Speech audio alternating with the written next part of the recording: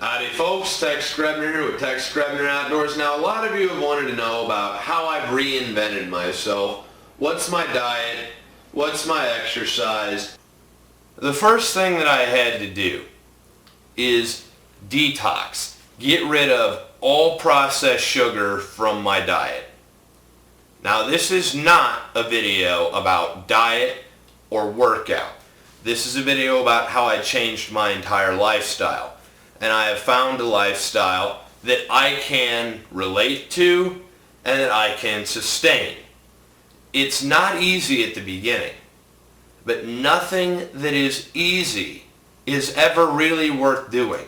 There's no sense of accomplishment, and it's just a hollow victory. Now the first thing that I had to do, other than make up my mind that I was going to change my life, was to detox. Get rid of all processed sugar, all caffeine. Now, I was completely caffeine dependent. I was going through about 6 liters of Mountain Dew a day, just drinking it like water. That was my water, just straight liquid sugar. And I was living off of about a gas station pizza a day. I mean, terrible. Absolutely fucking terrible for my body, terrible for my mind. And I had to make up my mind that I was going to do it. Now once I made up my mind that I was going to do it, I had to detox. And detox is an absolute motherfucker. I still remember what it feels like. It is still fresh in my head. And if this is something that you're going to want to do, I want you to be mentally prepared, because if you're caffeine and sugar dependent, this is going to feel like you're having your soul ripped from your body for about a week and a half. It's worth it, and you can never go back. But I had to quit sugar, and I had to quit caffeine to get my body to actually process the food that I was giving it. Now, I drink about, and I have been drinking about 4 to 8 liters of water per day, which makes you piss like a horse, so it's handy that I work outside. But hydration is very important in not only detox, but also in maintaining your body. I call it hyperhydration. When I'm bored, rather than eating, I drink water. Now you can have too much water, but seeing as I chew tobacco and I'm constantly dehydrating, I hyperhydrate to counteract that. However, what am I eating? I am eating a bag of Glory Greens kale per day. That's a 5.5 serving bag. Let me just tell you also, kale on its own, absolutely fucking nasty. Kale in bacon grease, delicious. But we're not talking about bacon grease. Most of us out in the country grew up with greens smothered in fat. Now there's a reason for that, in that a lot of plant nutrients that we'll find in spinach and in kale are much easier to absorb through animal fat, because we're omnivores. However, we don't live the lifestyles of our great-grandfathers anymore. So we cannot afford the calories of greens mixed with fat. At least not just straight bacon grease. The reason that it worked for them was because they had to walk behind a plow all day. That's also why the original food pyramid contained so much carbohydrate. However, I eat a bag of this a day. Technically, I drink a bag of this a day in a shake. I take half this bag, put it in a pan, and wilt it. Wilting breaks down the fibers. Cooking it makes it easier to digest, so I get the nutrients faster. And cooking also kills some of the flavor. In there, into the blender, I use this. This is almond milk. This is 30 calorie almond milk, and it comes in a jug that looks like that. I just drink the regular unsweetened vanilla. And so into the blender with about 3 servings of kale goes 3 cups of almond milk. Now, for some flavoring, I use 100 calorie Greek yogurt, which aids in digestion. I use 2 cups of that, and I put in 2 bananas. By the time that I'm done, I put the blender on liquefy until it is a very fine flowing liquid, and I am set for breakfast. I make it the night before. I have a blender full that I get and drink while I'm getting dressed for work. All the prep work's done, and I have a very nutritious, very balanced 500 calorie breakfast to give me a jump on calories to start the day. Now, Greek yogurt is good for you. Bananas have sugar, so it's the equivalent of me drinking Mountain Dew. It's much more effective when your body knows how to process it than even caffeine. I mean, you're awake, you're alert, and you're doing what God made your body to do by giving it the nutrition that it needs to do what it needs to do. What else do I eat? I also eat about 1.5 pounds of lean red meat per day, grilled. Now the way that I do that is I either use chuck tender or I use London broil. Lean cuts of meat that don't have a lot of marbling in them, and I grill them so that the marbling gets reduced. I started out on chicken. However, I hate chicken. Chicken is meant to be fried. So I don't like chicken, but chicken is where I started. I eat probably 1 pound to 1.5 pounds of red meat per day. However, the way that I started out was a palm-sized piece of meat. Palm, no fingers. Thickness of my palm, grilled. Now, as I said, at 6 when I get up, I have my shake. Then, at 9 o'clock, I have a palm-sized piece of meat. At 11 o'clock, I have another palm-sized piece of meat and another kale shake that has 2 bananas, 2.5 servings of kale, or 3 depending on what I pull out of the bag the night before, and 2 cups of almond milk. So I'm getting that for my 3rd meal of the day. Now, meal number 4, palm-sized piece of meat again, and meal number 5, I will normally have 2 cups of almond milk and 2 bananas for a jump start before my workout, and then meal number 6, I will have another palm-sized piece of red meat after my workout that's actually grilling right now to rebuild my muscles. And then start all over again. Prep work and time management is so important. You have to make up your mind to do it. You have to detox, and prior proper planning prevents piss poor performance. You have to have an absolute plan for your day and let nothing stand in the way of your nutrition. With that all being said, one thing that doesn't get nearly enough airtime in the fitness world is how much rest you actually need. If you don't get enough rest and you're working out, you will break down your body during your workout, and you aren't going to rebuild that muscle back. Your body will grab a hold of every little bit of fat that it can and store that shit. And as soon as you stop working out, you are going to fucking pork out. It happens to so many people because they forget the importance of rest. Your body has needs. It needs good nutrition, it needs an active lifestyle, it needs hydration, and it needs rest. So I try to get at least 8 hours of sleep every night.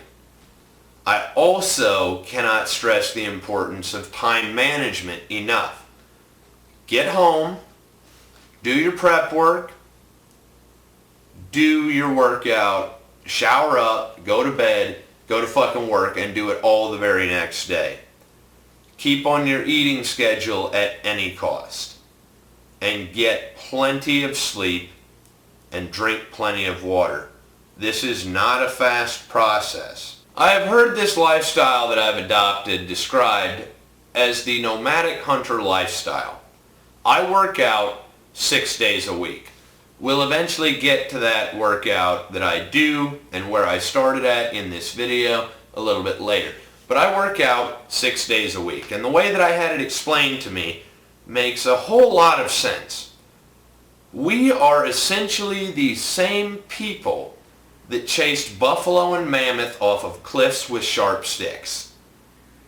So the nomadic hunter lifestyle is in our DNA. And as an ancestral hunter, that appeals to me that what I'm doing follows in the footsteps of my ancestors. Work out 6 days a week. But this is the fun part. We track the mammoth all week for 5 days.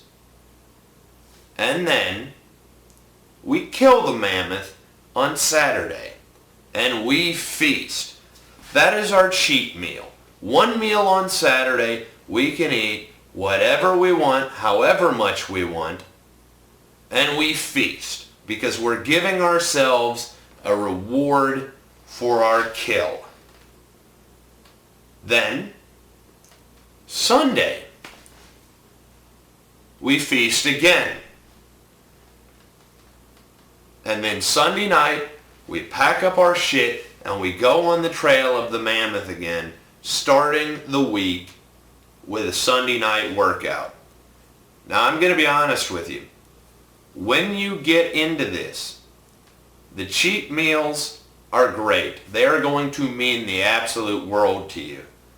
But the further you get into this, the less important they're going to become in your mind. Because if you use what I've been using, this is a lifestyle that I like, that I can sustain, and it's all really food that I like. And once you become acclimated to working out correctly, it's a complete lifestyle change. But I want to yet again stress the importance of rest and recovery, because everybody wants to talk about how sexy their workout is.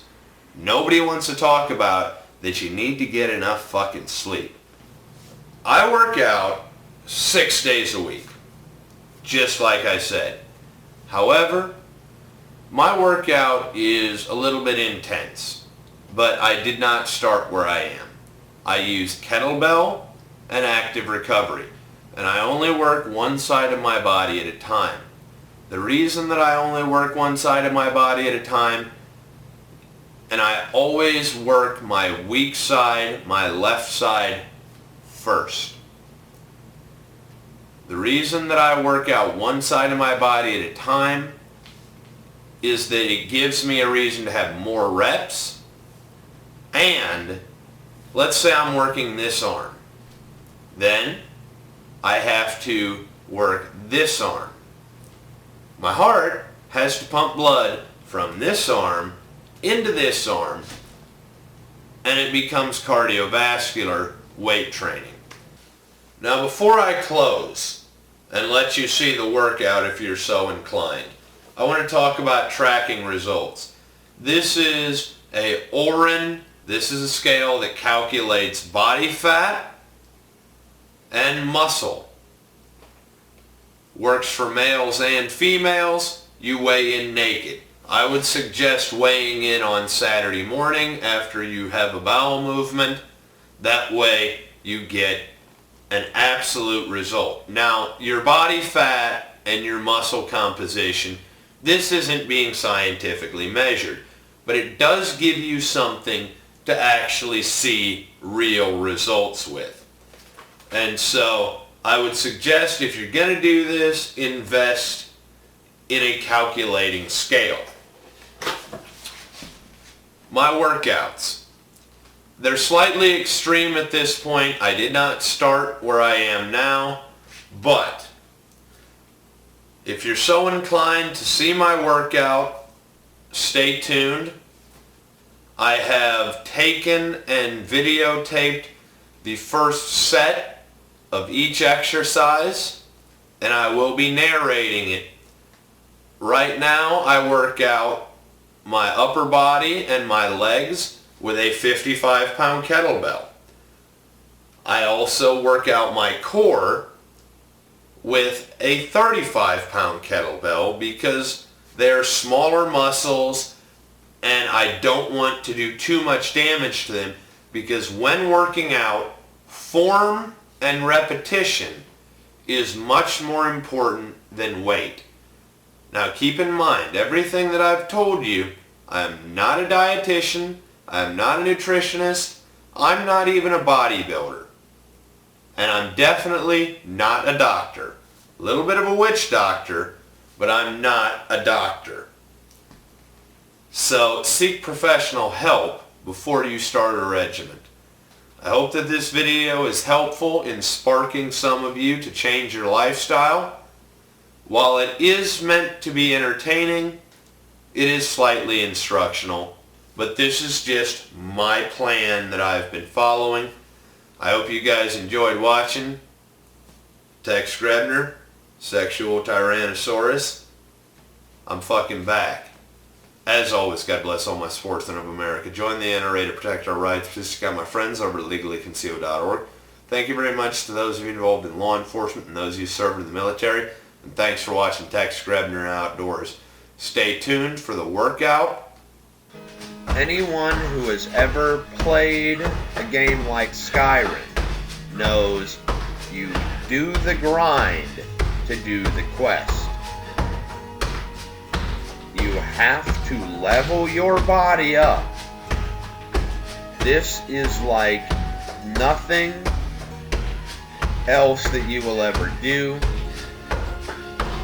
And you don't have to start out extreme, because you will burn out fast. You do the grind to do the quest. And boys, let me just tell you, the dragon's coming. So it's time to be dragonborn.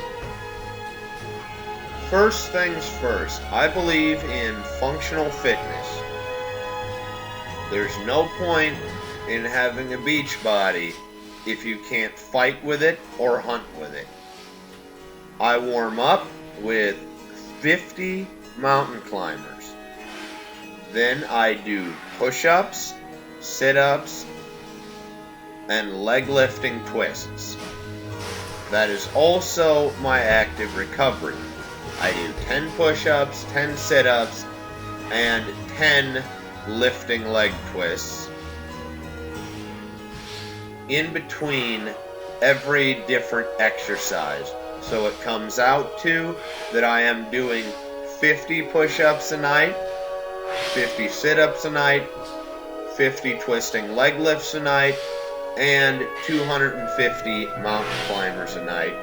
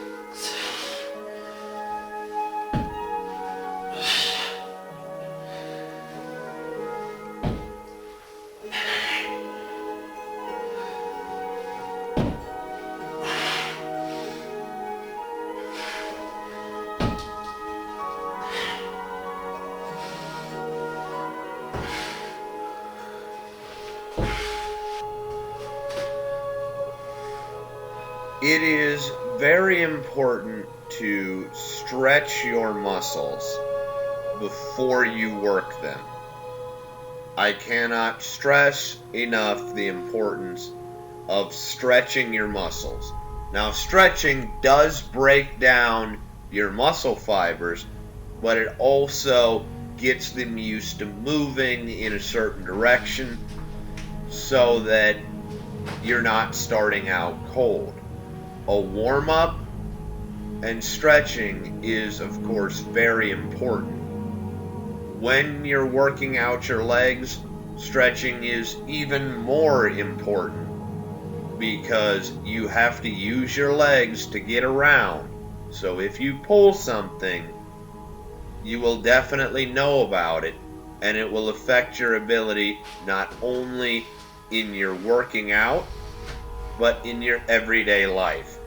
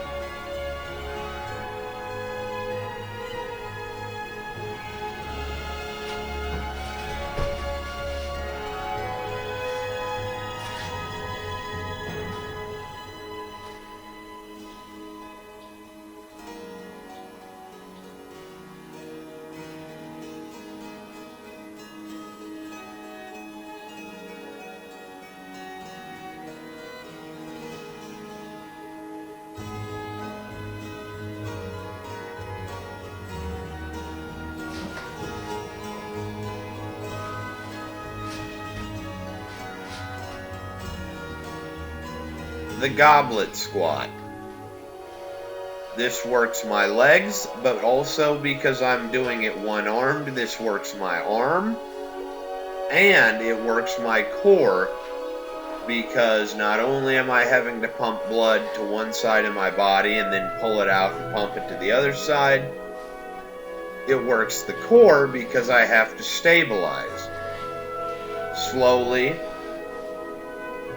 and with full range of motion. 10 on one side, 10 on the other side, and then that is a full set. After I complete the set, it will be time for 10 push-ups, 10 sit-ups, 10 twisting leg lifts, and because this is a leg day, I will be doing 50 mountain climbers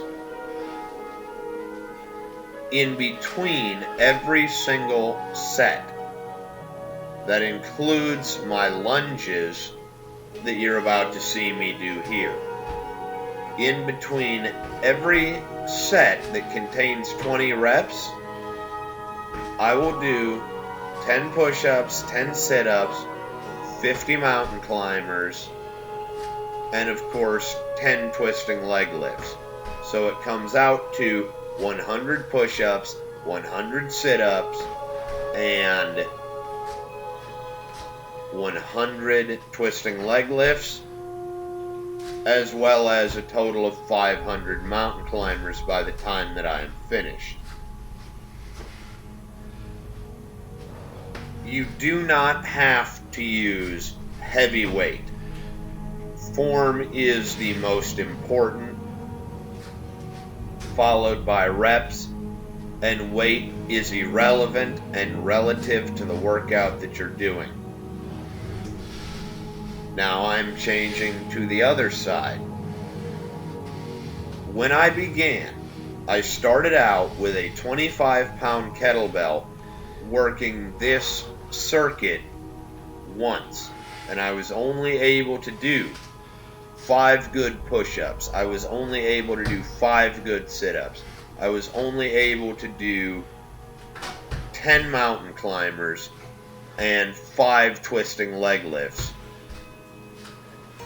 And I would run through this workout once, doing a total of 10 reps per side. And then, when that became easier, I added another set of 10 per side and another set of 10 per side until I reached 50, at which point I moved up to the 35-pound kettlebell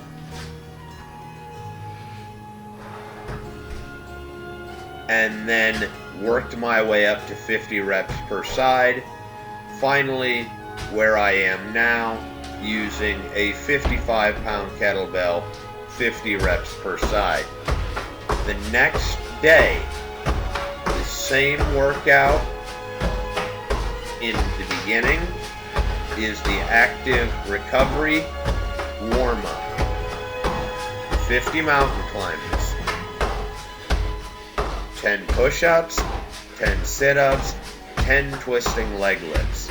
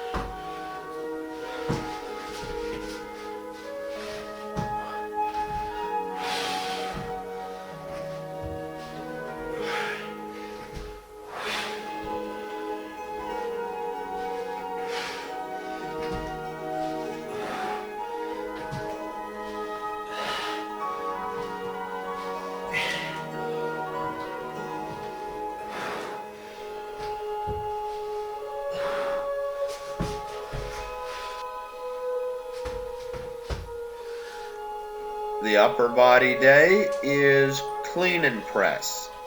Clean and press is a very functional exercise and uses the entire body. Good form, good posture, clean and press. As you can see, I'm getting my legs involved in it, and it takes a lot of blood to run your legs. Swing over to the other side, pull the blood from the other side of the body. 10 reps per side, making a full set. And then when I finish the set, 10 push-ups, 10 sit-ups, 10 twisting leg lifts, and 50 mountain climbers. This day being an upper body day where there are more exercises, I will only do a total of 250 mountain climbers, 50 push-ups, 50 sit-ups, and 50 twisting leg lifts. And of course, in between every exercise, I stretch. Now this is the incline press. I use a foam roller, very similar to a pool noodle, to allow myself to do an incline press. This is one of the very few kettlebell exercises that do not involve the entire body this is a very isolated exercise that only works the upper body. So 10 reps per side.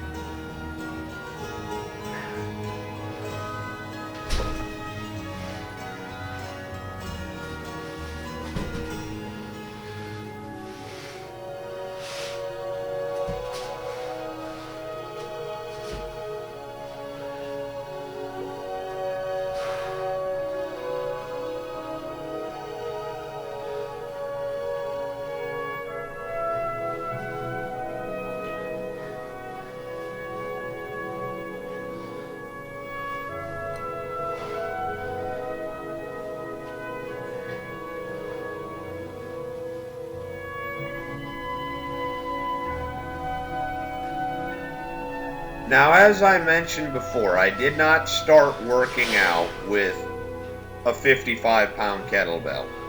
I began on a 25-pound kettlebell, as I stated earlier. These are what I call, or have called, lawnmower rows. 10 per side, and then do it again. So by the end of it, I will have done 50 per side, and it becomes a 100 rep exercise.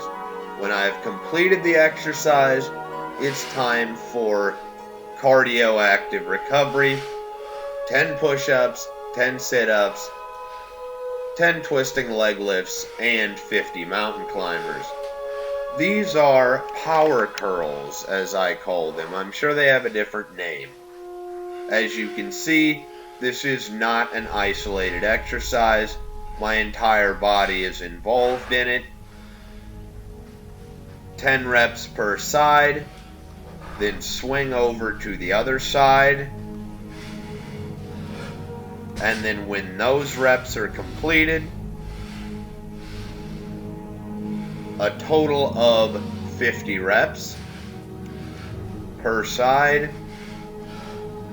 Finish with 10 push-ups, 10 sit-ups, 10 twisting leg lifts, and 50 mountain climbers. If you wanted to, you could run this workout with light weight, going 20 reps total per exercise, and of course do the warm-up and the cardio active recovery until you work your way up. This is, of course, the core day. And kettlebell exercises very rarely isolate. Again, why I like them, because it works the entire body. So, of course, I start out with my 50 mountain climbers, 10 push-ups, 10 sit-ups, and 10 twisting leg lifts. Then I stretch. And then the real workout begins.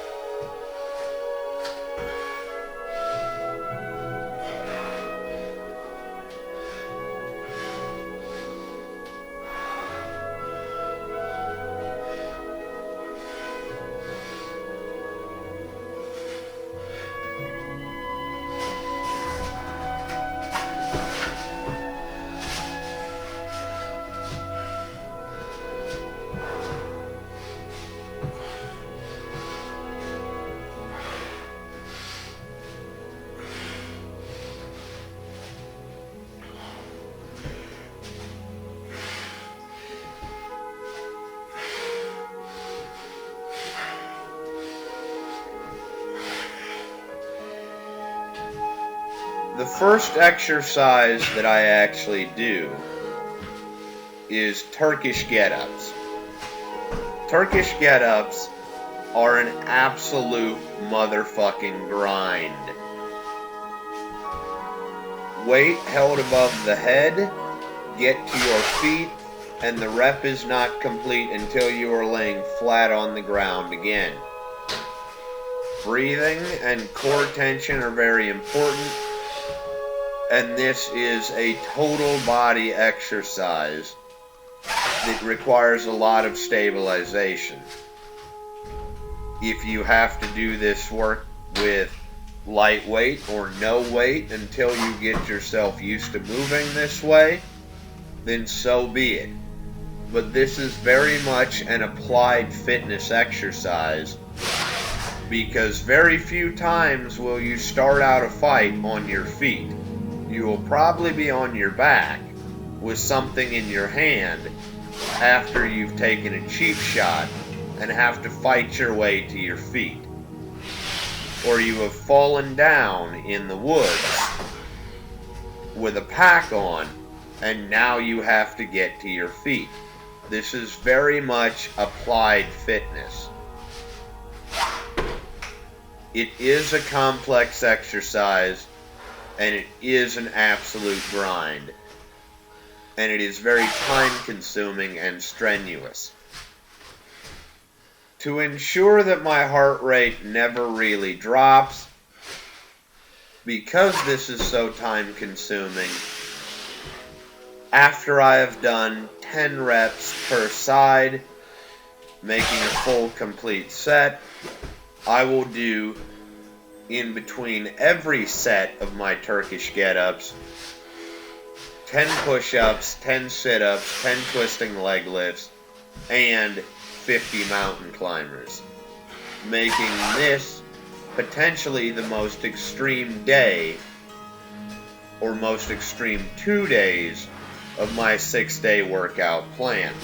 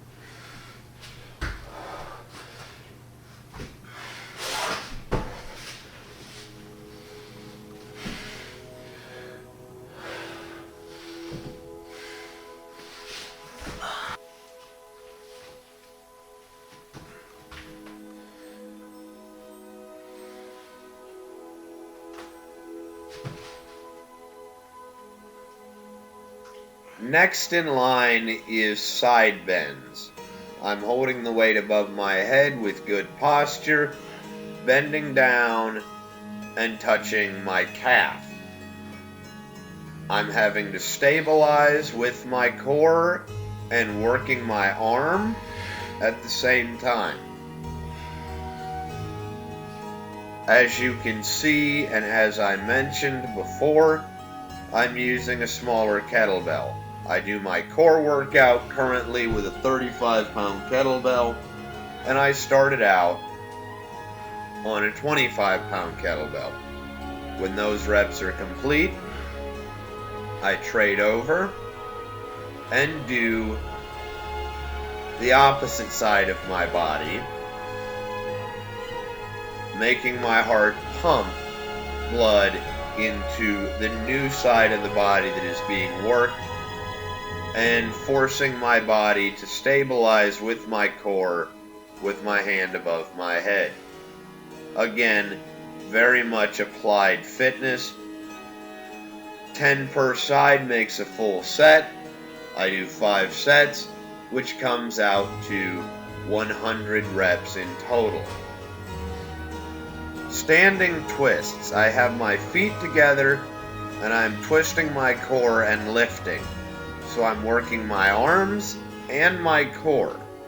I'm doing 25 of these, and then I will be doing 25 sitting twists, and then I will be doing 25 more standing twists, 25 more sitting twists, and then 25 more standing twists, and 25 more sitting twists. So I will have a total of 100 standing twists, 100 sitting twists with the 35-pound kettlebell. I alternate in between for muscle confusion training.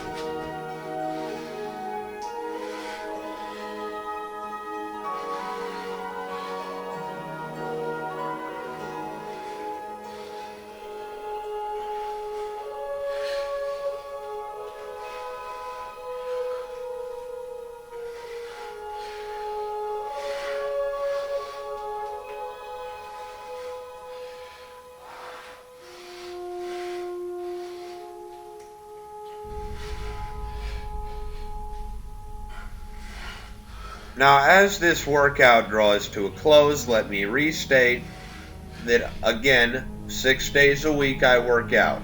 Sunday, I work out my legs. Monday, I work out my upper body. Tuesday, I work out my core. Wednesday, I work out my legs. Thursday, I work out my upper body. Friday, I work out my core, and then the mammoth hunt begins all again on Sunday when I work out my legs. This is not an easy journey, but I know that if I can do it, that anyone can do it.